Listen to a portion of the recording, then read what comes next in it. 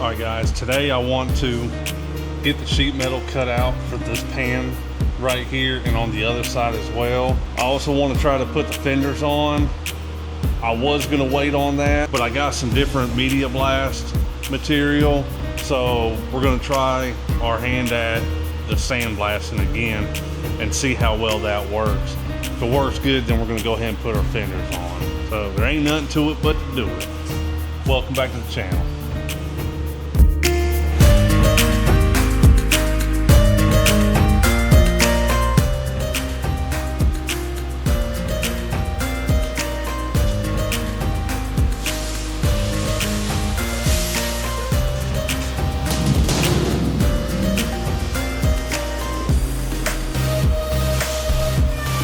All right, we're gonna start off with cutting out the pieces for our pan up front. So originally it was one whole piece, and to make it a little bit easier, we're actually gonna split it into two pieces.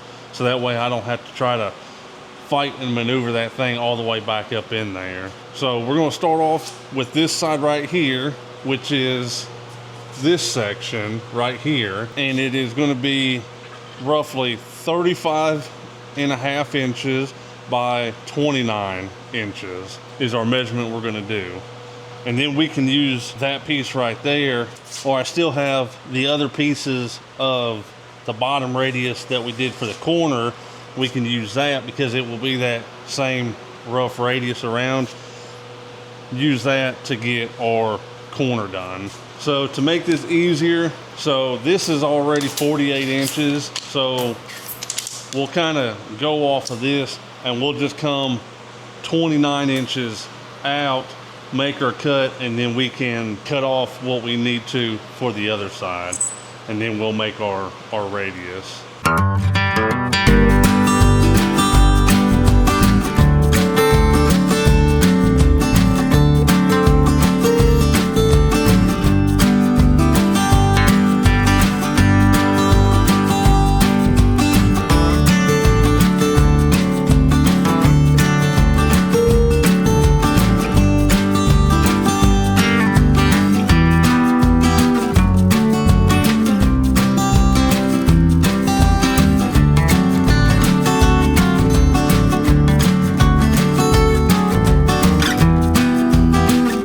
I've got the old radius we've cut out when we had to replace the front part of the nose.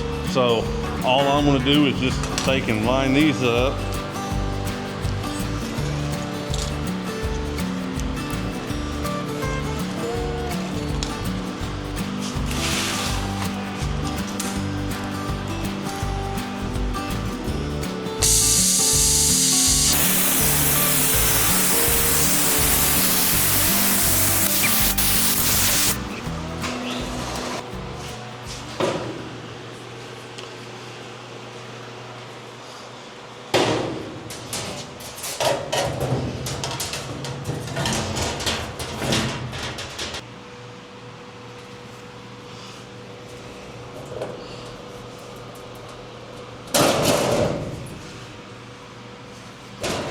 All right, before we tack that in, I have a package I need to open up first, because I have went out, because it's getting very warm here, I went and got a lighter welding jacket.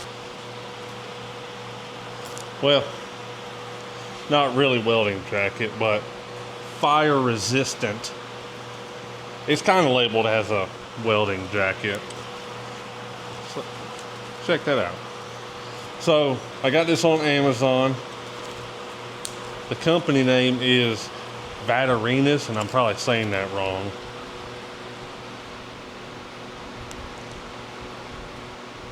There you go. And it is their FR line, so their fire resistant line. This clothing will provide the necessary protection against flash fire and short duration thermal. Also provides a Cat 2 protection against electrical arc flash. So it is replacing this heavy duty, thick cowhide leather welding coat that is just about unbearable when you put it on in the summertime. And here in North Carolina, we just getting about hitting it. All right, let's try it on.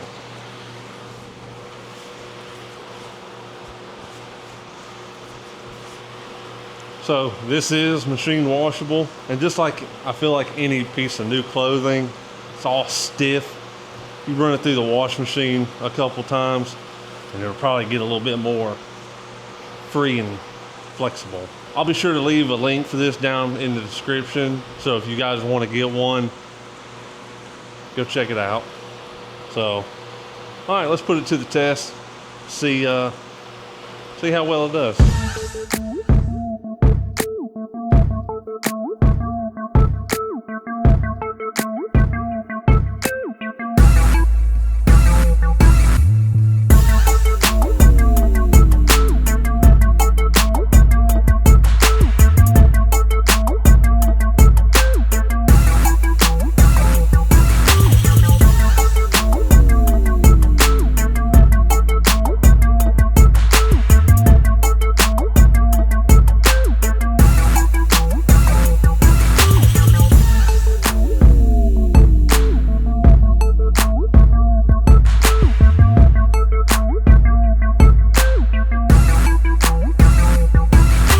I got all my lines drawn out for how I need to go about cutting this one. So we'll cut it out and we'll see how far off we are.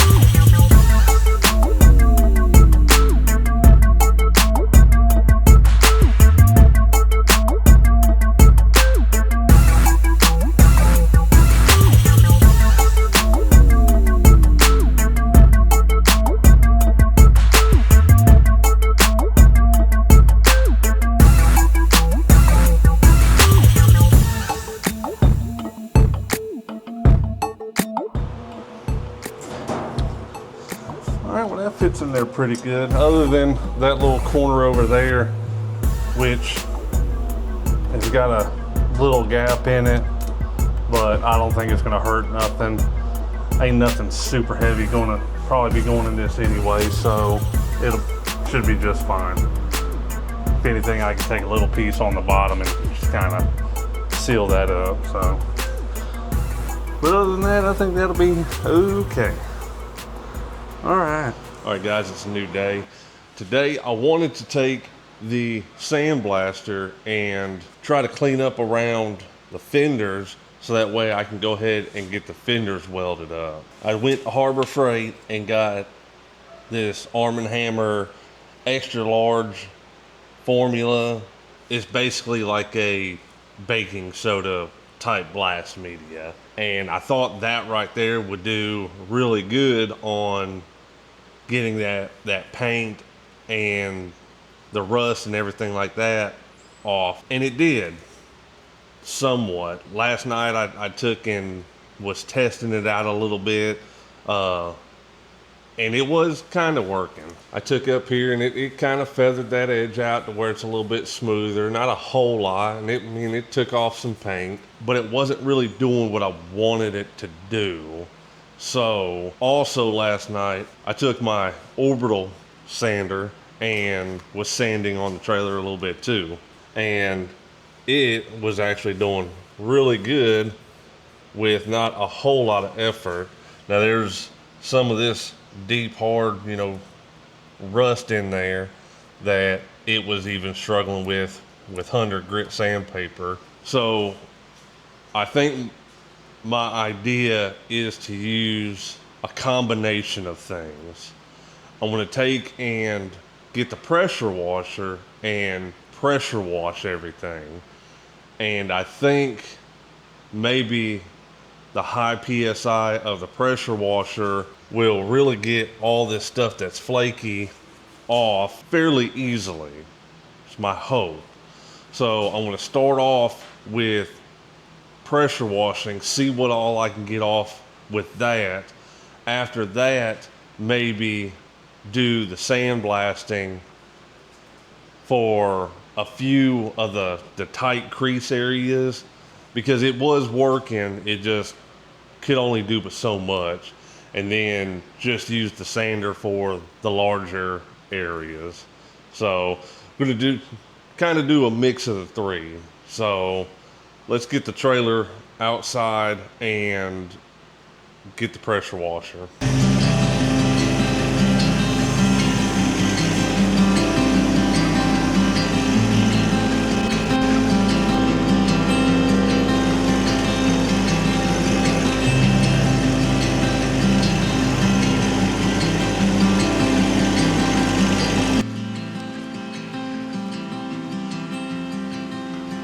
Well, started raining a little bit. Anyways, let's see what we can get done.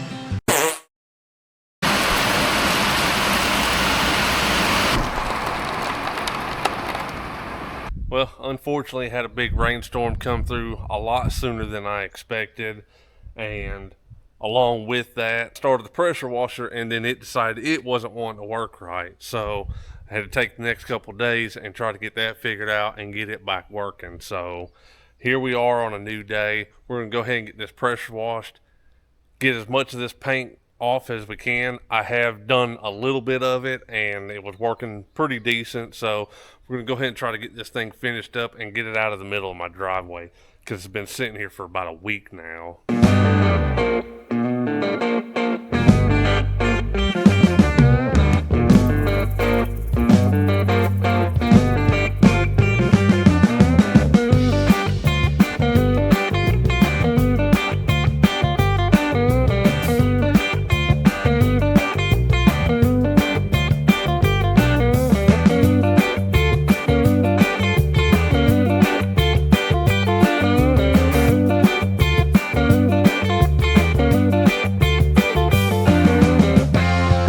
Got it all pressure washed. Now we'll just kind of set it to the side for a day or so, let it completely dry, because I want to get some other stuff in the shop done before I put that back in there.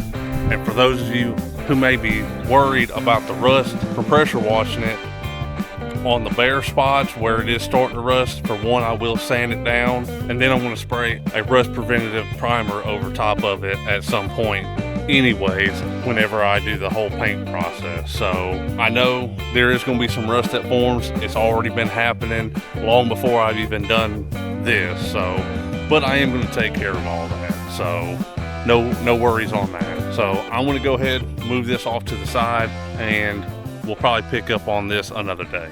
All right, got the horse trailer back in the shop. Let us finally put some fenders on.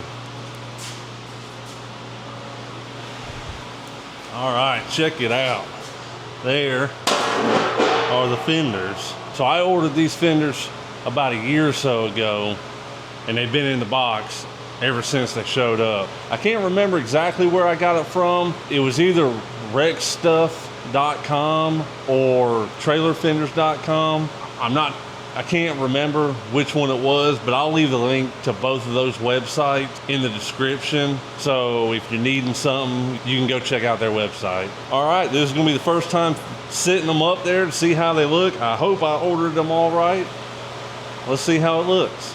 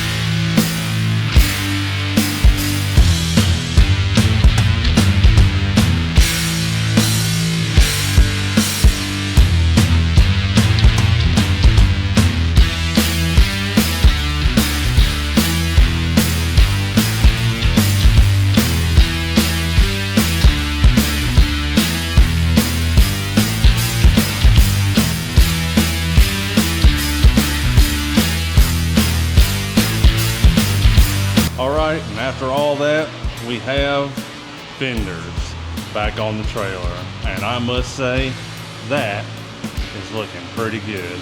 Now it's mostly, I'd say it's about 90% welded in. The only thing I haven't done is the two corners, and I'm gonna wait a little bit longer before I weld those pieces in. I know this one over here, as you can see, it's got a pretty good gap right there. So I'm gonna have to cut this and extend it just a little bit, and a little bit right here that I'm gonna have to come from the inside and take the porter power and go across and push this panel in just a little bit to fill up this gap right here. And I'll have to do that on both sides. So it ain't no big deal, just minor little adjustments that I'm not gonna bore y'all with on camera. So I'll do that in some off time. But overall, we got fenders and I'm happy.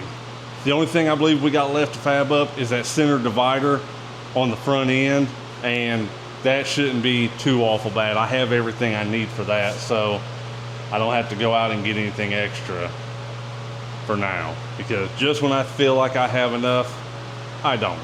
All right, guys, we're gonna wrap it up on this one. I do wanna thank y'all for tuning in week after week. It really does mean a lot to me.